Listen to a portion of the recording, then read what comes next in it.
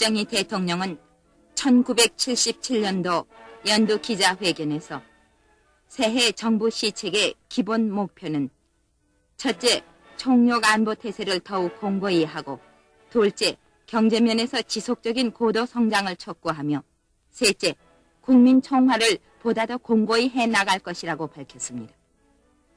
지난 15년 동안 3차에 걸친 경제개발 5개년 계획을 성공적으로 완수했다고 지적한 박 대통령은 61년을 기준해 볼 때 15년 동안 국민 총 생산은 12배, 1인당 소득은 8배, 수출은 200배로 성장했으며 공업은 경공업에서 중화공업으로 구조가 바뀌는 놀라운 성장을 했다고 강조하고 금년부터 시작되는 4차 5개년 계획에 대해서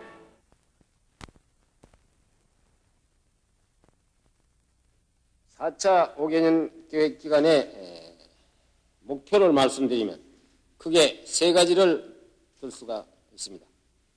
첫째는 이 기간 동안에 우리나라 경제를 완전 자립 단계까지 끌어올리자 하는 것입니다. 즉 자립 경제의 확립. 이것이 첫째 목표입니다. 이 목표 달성을 위해서는 우리가 해야 할 두 가지 주요한 과제가 있는데 그 하나는 투자 재원을 자력으로서 조달해보자.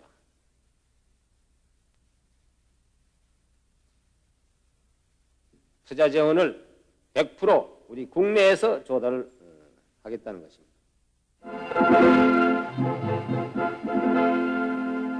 박 대통령은 우리는 81년까지 국제 수지를 완전히 균형을 맞추고 흑자를 내도록 하는 목표를 세우고 있다면서 최근에 국제 수지가 많이 좋아지기 때문에 79년까지 거의 균형을 맞출 수 있으리라고 내다보았습니다.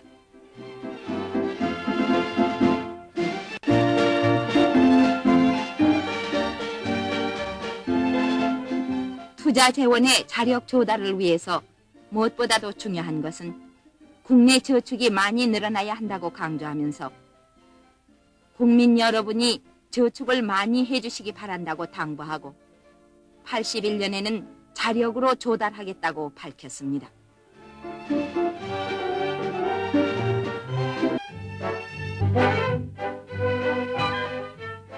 (4차 5개년) 계획의 두 번째 목표는 산업 구조의 고도화와 기술 개발에 치중하겠다고 말하면서 1차 산업보다는 공업 부문의 비중을 높이고 공업 부문 중에서도 중화학 공업 부문의 비중을 훨씬 높이겠다고 강조했습니다. 특히 중화학 공업에 있어서 기술 주도형의 두뇌 산업을 중점적으로 육성할 것이며 여기에 발맞추자면은 기술 개발에 많은 힘을 써야 하고 유능한 기술 인력을 많이 양성해내야 한다고 말했습니다. 또 앞으로는 두뇌 산업 분야의 개발을 위해서 정부는 이에 따르는 전문 연구소를 설립할 것이며 일부는 착수해서 공사 중이라고 말했습니다.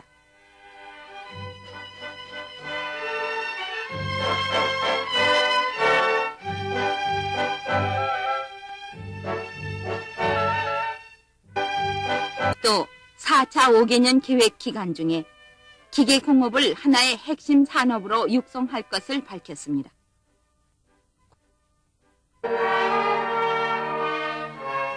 박 대통령은 세 번째 목표는 사회개발 정책에 큰 비중을 두고 모든 국민이 골고루 잘 사는 사회를 만들자는 것이 궁극적 목표라고 강조했습니다.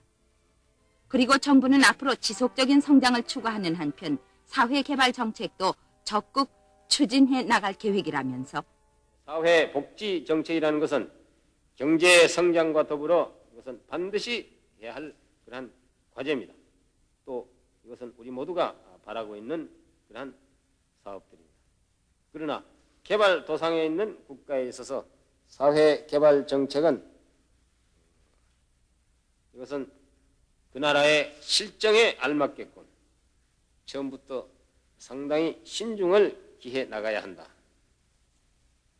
하는 것이 우리의 생각입니다. 금년 연초부터 실시하는 의료 저소득층에 대한 의료 보호제도, 이것은 바로 그런 시책의 하나가 되겠습니다. 그 밖에 일반 국민들에 대한 의료보험 제도는 금년 7월 달부터 단계적으로 이것을 추진해 나갈 그런 계획입니다. 여러분들이 잘 아신 바와 같이 의료보호제도는 생활무능력자, 소위 생활보호 대상자, 전국에 약 33만 명가량 있다고 합니다만, 이 33만 명과 또 저소득층에 속하는 약 173만 명, 이분들에 대해서 우선적으로 실시하기로 한 것입니다. 이어 박 대통령은 80년대 초에는 우리 경제가 완전히 자립될 것으로 전망하면서 81년 말에 가면 1인당 국민 총 생산은 약 1,500불, 수출은 200억 불을 훨씬 넘을 것이며 농가 소득도 호당 200만 원을 훨씬 넘을 것이라고 내다보았습니다.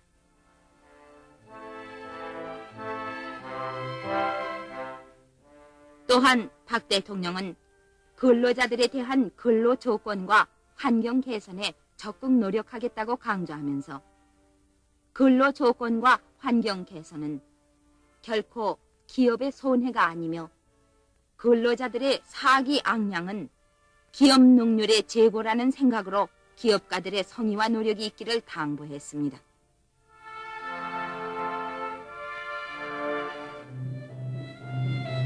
또 박 대통령은 포항제철 제3기 확장 공사를 계속 추진함으로써 79년에 가면 연산 550만 톤이 될 것이라고 말했습니다.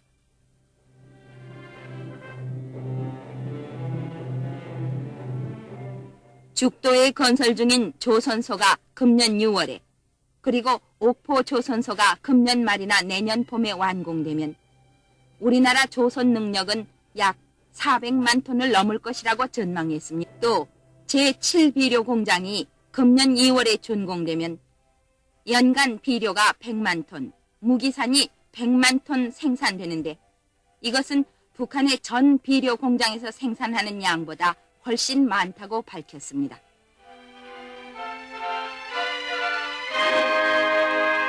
창원 기계공업기지는 우리나라 기계공업의 요람이며 81년까지 104개의 공장이 들어 여기에 고용되는 공원만도 10만 명이 넘을 것으로 내다보았습니다.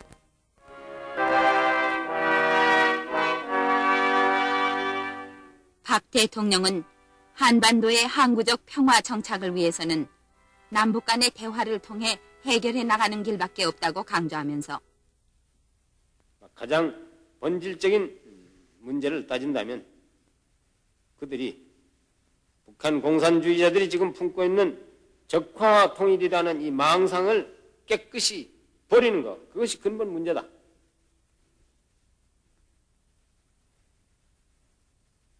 그 망상을 포기할 용의가 있느냐 없느냐. 그 믿으면 미군 철수 문제는 간단히 해결될 수가 있다.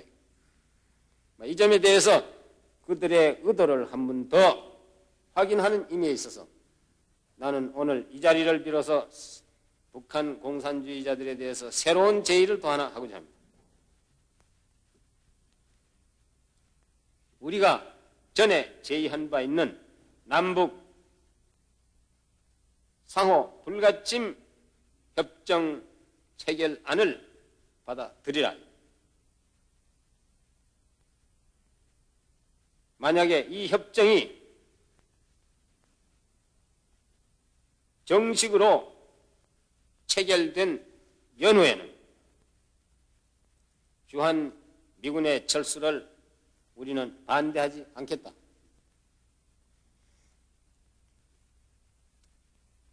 이 제의에 대해서 북한 당국은 성의 있는 대답이 있기를 우리는 기대합니다.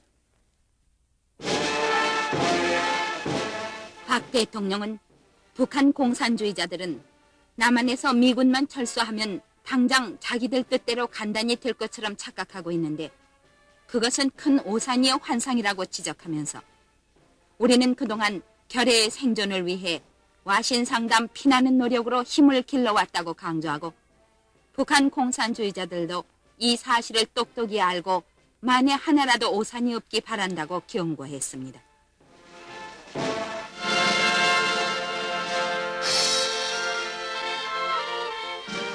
또 박 대통령은 북한의 식량 사정이 심각하다면 우리 정부는 모든 정치 문제를 떠나 순수한 인도적인 입장에서 북한 동포를 위한 식량 원조를 제공할 용의가 있다고 전제하고 우리 농민들은 그동안 정부의 식량 증산 정책에 비상한 노력을 기울여 재작년부터 주곡인 쌀과 보리만은 완전 자급자족할 수 있는 단계까지 왔으며 상당량의 여유를 가지게 되었다고 말했습니다.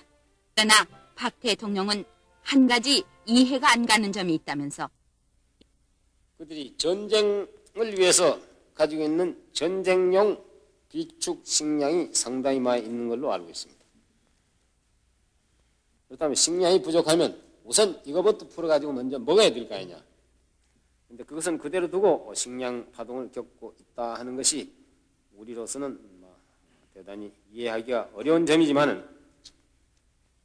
그러나 저러나 북한에 지금 식량이 부족한 것만은 사실이기 때문에 우리가 제의하는 식량 원조를 북한 당국에서 받겠다고만 한다면 우리는 언제든지 제공할 용의가 있다 하는 것을 말씀드리고자 합니다. 박 대통령은 부조리는 국가 흥망과도 직결되는 중대한 문제로서 안보적인 차원에서 다루어져야 한다고 강조했으며 새마을 운동은 모든 국민들이 자진해서 참여해 나가자고 역설했습니다. 한편 문화정책에 대해서 문화정책의 기조는 역시 자주성이 있다. 우리의 전통과 자주성이 없는 그러한 문화는 진정한 의미에 있어서의 우리의 민족 문화라고는 할 수 없다고 나는 생각을 합니다.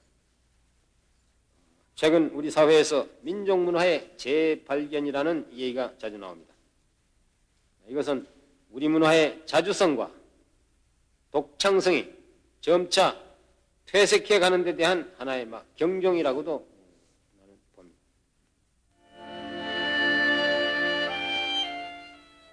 박 대통령은 외래 문화를 받아들이되 선별적으로 받아들여야 한다면서 좋은 것은 빨리 소화해 우리 문화를 더욱 살찌게 발전시켜 나가야 한다고 말했습니다. 또 박 대통령은 조상들의 얼이 스며 있고 우리 민족의 맥박이 뛰고 있는 민족 문화의 뿌리를 찾아 이를 잘 가꾸어 나갈 때 우리 민족이 발전하고 민족 문화가 꽃을 피울 수 있다고 강조했습니다.